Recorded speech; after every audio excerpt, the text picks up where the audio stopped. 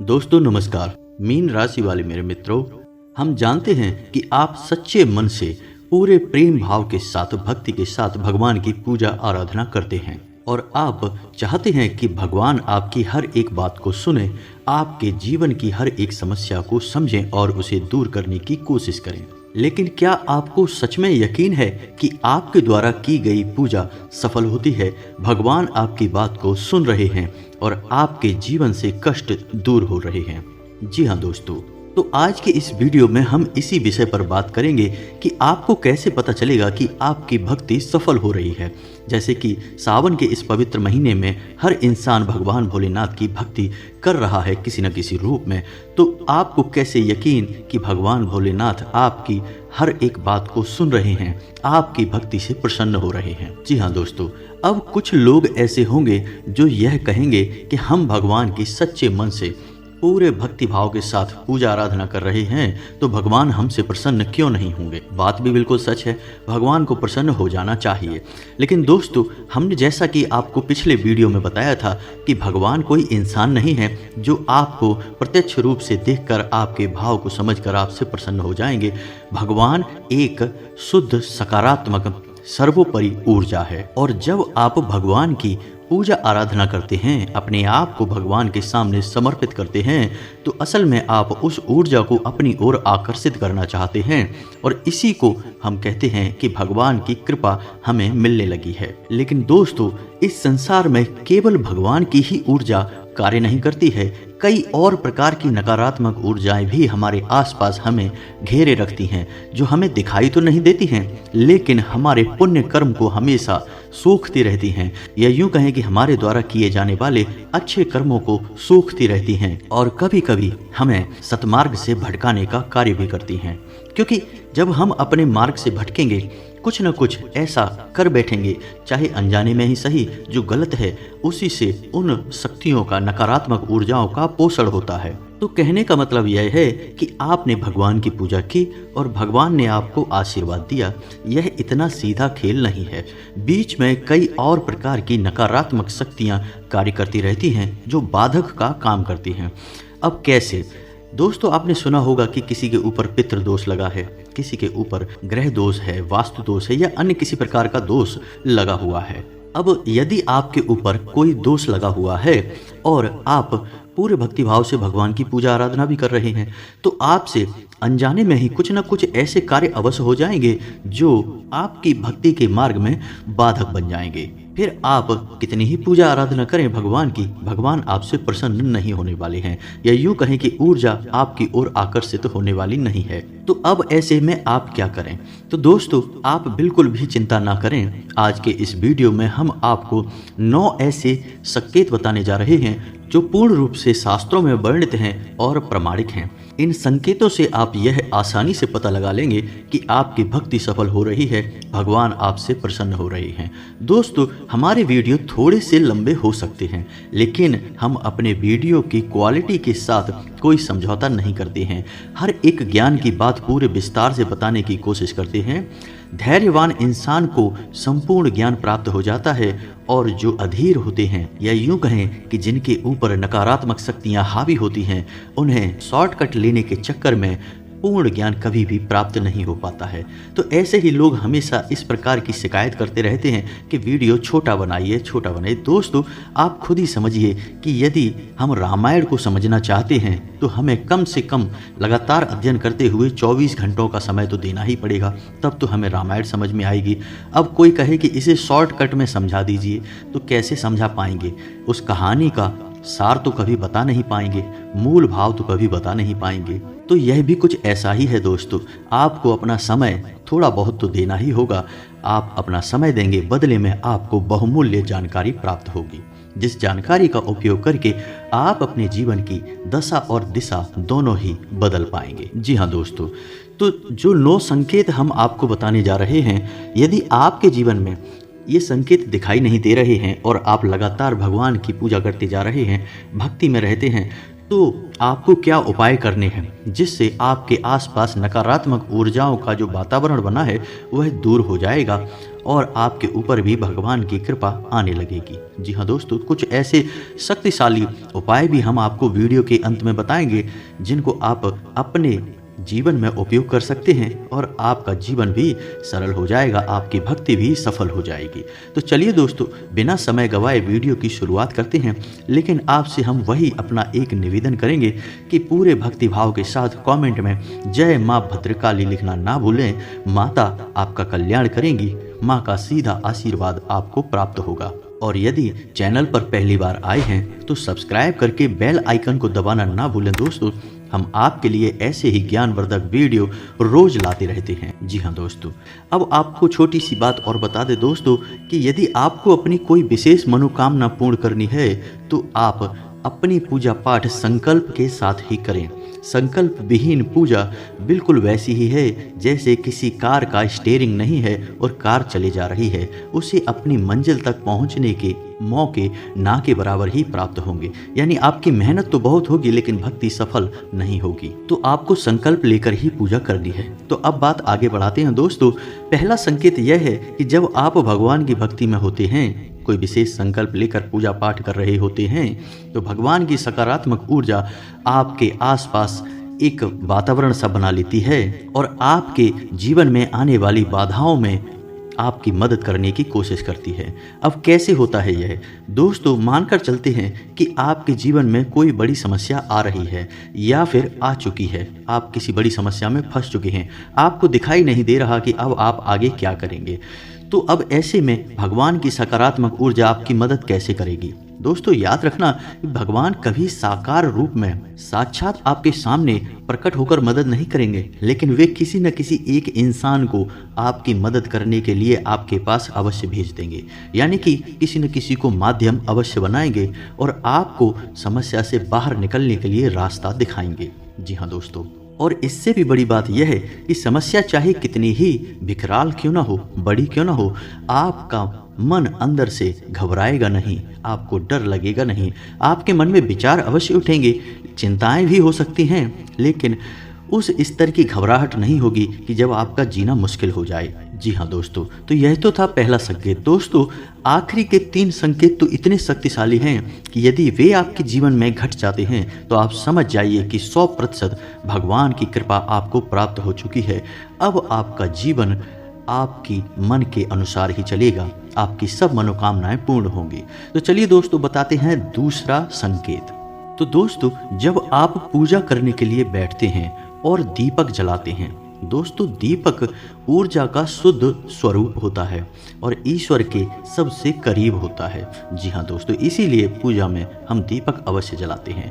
तो जब आप दीपक जलाएंगे तो आप इस बात को नोटिस करेंगे कि सामान्य लौ से कहीं अधिक बड़ी लौ आपके दीपक में बन रही है। जी हाँ दोस्तों, जहाँ सामान्य दिनों में दीपक की लौ छोटी हुआ करती थी, अब आप जब पूजा करने बैठे हैं तो वह लौ बहुत ऊंची उठकर जाती है। जी हाँ दोस्तों, यह एक बहुत बड़ा संकेत है। इसका मतलब यह है कि ईश्वर आपसे प्रसन्न है और आपके आसपास ईश्वर की सकारात्मक ऊर्जा का वातावरण बना हुआ है। इसलिए दीपक की लौ बहुत ऊंची उठ रही है और उसी सकारात्मक ऊर्जा का प्रभाव उस दीपक के ऊपर भी पड़ रहा है, जिस वजह से वह दीपक स्वच्छंद रूप से ऊंची लौ करके जल रहा है। जी हाँ दोस्तों, तो यह तो था दूसरा संकेत। अब तीसरा संकेत बताते हैं। जैसे ही आप भगवान की पूजा करने के लिए बैठते हैं, जैसे कोई माला जाप करते हैं या नाम जप करते हैं या फिर चालीसा वगैरह पढ़ते हैं, तो जैसे ही आप पूजा करने के लिए बैठते हैं थोड़ी ही देर में आपको जम्हाई आ जाती है। जी हाँ दोस्तों, जम्हाई आना एक विशेष संकेत होता है कि आपकी भक्ति स्वीकार की जा रही है। जी हाँ दोस्तों, कभी कभी भक्ति के दौरान, पूजा के दौरान आपको नींद भी आ सकती है। दोस्तों आपको लगेगा कि चालीसा की किताब आपके हाथ से छूट गई, या आप माला कर रहे हैं तो माला भी आपके हाथ से बस छूटने ही वाली है, झटके से लगेंगे आपको। तो समझ जाइए कि आपकी भक्ति सफल हो रही है, भगवान आपसे प्रसन्न है। अब आप समझिए कि जो नींद आपको आ रही है वह नींद नहीं है दोस्तों। नींद को हमारे वैदिक संस्कृति में निंद्रा कहा जाता है, लेकिन भक्ति के दौरान जिस नींद का एहसास होता है वह निंद्रा नहीं है, उसे तंद्रा कहा जाता है। अब तंद्रा क्या होता है यह समझिए। तंद्रा का मतलब होता है एक ऐसी दिमागी स्थिति जिसमें इंसान ना तो सोया है और ना ही जागा है, यानी जो जाप आप कर रहे हैं वह नहीं रुकेगा। आप ध्यान देना दोस्तों, जो चालीसा आप पढ़ रहे हैं उस चालीसा की गति कम नहीं होगी, वह लगातार चलता रहेगा। बस आपके शरीर से आपका काबू समाप्त होने लगेगा। जी हाँ दोस्तों, यह निंद्रा नहीं है, यह तंद्रा है और यह भक्ति का शुद्ध स्वरूप है और यह उसे ही प्राप्त होता है जिसकी भक्ति भगवान स्वीकार कर रहे होते हैं। यह बहुत शक्तिशाली संकेत है दोस्तों। अब बताते हैं आपको चौथा संकेत। तो चौथा संकेत यह रहेगा कि आपके अंदर पूर्वाभास की शक्ति आ जाएगी, यानी पूर्वाभास की एक ऐसी शक्ति जो आपको होने वाली शुभ अशुभ घटनाओं का पहले ही कुछ न कुछ संकेत देने लगेगी। जी हाँ दोस्तों, जैसे कि कोई इंसान कहीं जा रहा है और उसकी यात्रा सफल होने वाली नहीं है, तो आपके मन में आएगा कि इसे रोक दें, कि यह जाए ना। अब हालांकि स्पष्ट तौर पर आपको कुछ पता नहीं होगा, बस आपके मन में ऐसे विचार उठेंगे। जी हाँ दोस्तों, जैसे आप ही किसी कार्य को करने जा रहे हैं, तो यदि वह कार्य सफल होने वाला होगा तो आपके मन में एक अलग ही उत्साह और ऊर्जा होगी और आप बहुत ही सकारात्मकता के साथ आगे बढ़ेंगे। लेकिन यदि वह कार्य सफल होने वाला नहीं होगा तो आपके मन में एक अजीब सा भाव रहेगा, उत्साह की कमी रहेगी और आपको ऐसा लगता रहेगा कि यह कार्य सफल हो नहीं पाएगा। जी हाँ दोस्तों, यानी होने वाली घटनाओं के एहसास आपको पहले ही होने लगेंगे, कुछ न कुछ संकेत आपको प्राप्त होने लगेंगे। कभी कभी आपको प्राकृतिक संकेत भी ऐसे समझ में आने लगेंगे कि आपको लगेगा कि यह कार्य सफल होगा या नहीं होगा। जी हाँ दोस्तों, तो यह पूर्वाभास की शक्ति भी आपको प्राप्त हो जाती है जब आपके द्वारा की जाने वाली भक्ति सफल हो रही होती है। अब बात करते हैं पांचवें संकेत की, और यह बहुत ही शक्तिशाली संकेत है जब भगवान की ऊर्जा सीधे तौर पर आपसे जुड़ जाती है, यानी आपका मन बहुत ही सच्चा और पवित्र है और आपके और भगवान के बीच में कोई बाधा नहीं है, कोई भी दोष या नकारात्मक ऊर्जा नहीं है, तब यह संकेत दिखाई देता है। जी हाँ दोस्तों, आप भगवान की भक्ति कर रहे हैं तो भगवान आपको नींद में सीधे तौर पर संकेत देना शुरू कर देते हैं, यानी कि भगवान का कोई ना कोई प्रतीक आपको सपने में दिखाई देगा। जैसे आप शिव जी की पूजा करते हैं तो आपको सपने में सांप दिखाई दे सकते हैं, त्रिशूल दिखाई दे सकता है, शिवलिंग दिखाई दे सकता है, या स्वयं भगवान भोलेनाथ की तस्वीर या मंदिर दिखाई दे सकता है, यानी शिव जी से जुड़े हुए संकेत आपको सपने में दिखाई देंगे तो आपको बहुत अच्छा लगेगा। लेकिन दोस्तों, आपको एक सावधानी रखनी है कि जब आपको ऐसे सपने आएं तो आप इन सपनों के बारे में किसी से कोई चर्चा ना करें। जी हाँ दोस्तों, क्योंकि ये संकेत आपके लिए बने हैं, किसी और के लिए नहीं। भगवान आपकी भक्ति से खुश हो रहे हैं तो वे आपको संकेत दे रहे हैं, तो आपको इन संकेतों को अपने तक ही रखना है और यह मान लेना है कि अब आप सही दिशा में जा रहे हैं, आपकी भक्ति सफल हो रही है। जी हाँ दोस्तों, अब बात करते हैं छठे संकेत की। तो छठा संकेत ऐसा है जो कि आपके आसपास की सकारात्मक वातावरण के प्रभाव को दिखाएगा। जी हाँ दोस्तों, ये कैसे होगा कि जो लोग आपके घोर विरोधी हुआ करते थे, किसी भी बात में आपकी सहमत नहीं हुआ करते थे, जब भी आप उनके सामने जाते थे तो किसी न किसी बात को लेकर लड़ाई झगड़ा या बहस हो जाया करती थी, अब अचानक उन लोगों का मुंह बंद हो जाएगा। आपके सामने उनकी बोलने की हिम्मत ही नहीं होगी। आपका तेज, आपकी पॉजिटिव एनर्जी इतनी शक्तिशाली होगी कि ऐसे नकारात्मक लोगों का मुख अपने आप ही बंद हो जाएगा। चाहे आपका कार्यस्थल हो, चाहे आप नौकरी करते हो, चाहे आप व्यापार करते हो, हर एक जगह पर आपके विरोधी निष्क्रिय होने लगेंगे। उनके द्वारा की जाने वाली षड्यंत्र, नकारात्मक गतिविधियां असफल होने लगेंगी। आपकी सफलता के मार्ग में जो बाधा वो खड़ी करना चाहते हैं वे अपने हर काम में असफल होने लगेंगे। और कभी कभी तो ऐसा तक देखा गया है दोस्तों कि जिस इंसान की भक्ति बहुत प्रबल होती है, भगवान उससे बहुत प्रसन्न होते हैं, तो ऐसे इंसान के विरोध में जब कोई इंसान जाता है तो अनायास ही उसके जीवन में कई परेशानियां आने लगती हैं और वह अपनी परेशानियों में उलझ कर ही रह जाता है, फिर वह आपके बारे में विचार तक नहीं ला पाता। जी हाँ दोस्तों, यानी भगवान साक्षात आपकी मदद करते हैं। यह यूं है कि भगवान की सकारात्मक ऊर्जा आपको चारों तरफ से घेर कर रखती है और कोई भी नकारात्मकता अब आपके ऊपर हावी नहीं हो सकती है। जी हाँ दोस्तों, यह बहुत ही शक्तिशाली संकेत है। आपको यह महसूस हुआ है या नहीं, आप कमेंट करके बताइए। अब बात करते हैं आखिरी के 3 संकेत, और ये इतने शक्तिशाली संकेत हैं दोस्तों कि यदि ये 3 संकेत ही आपके जीवन में दिखाई दे रहे हैं या इनमें से एक भी आपके जीवन में दिखाई दे रहा है, तो आप समझ जाइए कि आपकी भक्ति सीधे मार्ग पर जा रही है और आप भगवान की शरण में जा चुके हैं, भगवान आपके रक्षक बन चुके हैं। जी हाँ दोस्तों, तो ध्यान से सुनिए कौन से हैं ये 3 संकेत। तो दोस्तों, 7वां संकेत यह रहेगा कि आपके आसपास चाहे मंदिर हो या ना हो, आपको मंदिर की घंटियां सुनाई देंगी। जी हाँ दोस्तों, कभी कभी ऐसा हो सकता है कि चाहे आपके आसपास धूप जल रही हो या ना जल रही हो, तब भी आपको धूप बत्ती की, अगरबत्ती की सुंदर खुशबू आ सकती है। इसी के साथ साथ दोस्तों, कभी कभी ऐसा भी हो सकता है कि अचानक ही आप भगवान का नाम स्मरण करें और आपके रोंगटे खड़े होने लगेंगे। जी हाँ दोस्तों, यह बहुत बड़ा संकेत है दोस्तों। आपके जीवन में कोई परेशानी आई, कोई बाधा आई, आपने भगवान का नाम लिया कि हे प्रभु हमारी मदद कीजिए, हमें इस विपत्ति से बाहर निकालिए, और आपके रोंगटे खड़े हो जाते हैं। जी हाँ दोस्तों, आपकी आंखें प्रेम से बंद हो जाती हैं, ईश्वर के नाम से ईश्वर में लीन होने लगती हैं। तो ऐसे में आप स्पष्ट तौर पर मान के चलिए कि अब ईश्वर आपके साथ हैं और आपकी हर बात सुनी जा रही है। जी हाँ दोस्तों, आपकी भक्ति सफल हो रही है, आपका ईश्वर से सीधा नाता हो चुका है। जी हाँ दोस्तों, अब बात करते हैं 8वें संकेत की। जब आप भगवान की पूजा कर रहे हैं, जाप कर रहे हैं या हनुमान चालीसा कर रहे हैं या कोई और प्रकार की पूजा पाठ कर रहे हैं, पूजा पाठ के अलग अलग विधि विधान है दोस्तों, कोई फर्क नहीं पड़ता है। यह तो भक्त का भगवान से संबंध बनाने का एक तरीका मात्र है। तो दोस्तों, आप पूजा कर रहे हैं और भगवान के प्रतीक को, चाहे वह मूर्ति है, फोटो है, शिवलिंग है, कुछ भी है, आप उसे बड़े प्रेम से देख रहे हैं और अचानक आपकी आंखों से आंसू निकल आते हैं। जी हाँ दोस्तों, यह बहुत ही बड़ा संकेत है। और ऐसा क्यों होता है दोस्तों, यह भी जानना आपके लिए बहुत आवश्यक है। आप जानबूझकर ऐसा नहीं करेंगे, अपने आप ही आपके आंसू आ जाएंगे। अब ऐसा क्यों होता है दोस्तों? इस मृत्यु लोक में मानव जब जन्म लेता है तो वह कष्टों से लगातार घिरा रहता है, परेशानियों से लगातार घिरा रहता है, बिल्कुल उस बालक के समान जो लगातार मेहनत कर रहा है, परीक्षा में पास होने की कोशिश कर रहा है, और उसकी मेहनत कभी सफल होती है, कभी सफल नहीं होती है।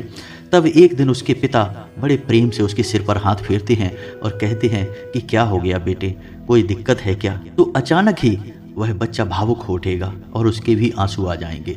यह बिल्कुल वैसा ही है जब भगवान यानी परम पिता आपके सिर पर हाथ फेरेंगे और आपके हालचाल लेंगे, यानी आपके जीवन के कष्टों के बारे में विचार करेंगे। दोस्तों, यह शरीर से शरीर का नाता नहीं है, यह ऊर्जाओं का संबंध है। यहाँ बोलने की आवश्यकता नहीं होती, यहाँ बिना कहे ही बातें हो जाती हैं दोस्तों। इसीलिए तो भगवान को अंतर्यामी कहा जाता है। तो जब भगवान आपके सिर पर हाथ फेरेंगे तो आपका जो आत्मिक शरीर है, आपके अंदर की जो ऊर्जा है, उस ऊर्जा का भावनात्मक स्तर इस हद तक बढ़ जाएगा, या यूँ कहें कि वह इतना भावुक हो जाएगा कि आपकी आंखों से आंसू निकल आएंगे। आप भगवान के सामने एक छोटे बालक के समान महसूस करेंगे। आपको ऐसा लगेगा कि जैसे आपका बहुत बड़ा हमदर्द आपके सामने खड़ा है और आपके आंसू निकलते रहेंगे। जी हाँ दोस्तों, यह बहुत बड़ा प्रतीक है कि भगवान सीधे तौर पर अब आपसे जुड़ चुके हैं। अब आपकी हर तकलीफ भगवान के हाथों से दूर होने वाली है। जी हाँ दोस्तों, अब आप हमें कमेंट करके बताइए कि क्या कभी आपके साथ इनमें से कोई एक संकेत दिखाई दिया है, खास तौर से आखिरी के ये 2 संकेत, क्योंकि अभी 9वां नंबर का संकेत बताना बाकी है दोस्तों। आप हमें कमेंट करके बताना कि क्या आपके साथ कोई ऐसा संकेत कभी हुआ है? क्या आपको लगता है कि आपकी भक्ति सफल हो रही है? हमें जानकर बहुत अच्छा लगेगा, तो कमेंट करके अवश्य बताइए दोस्तों।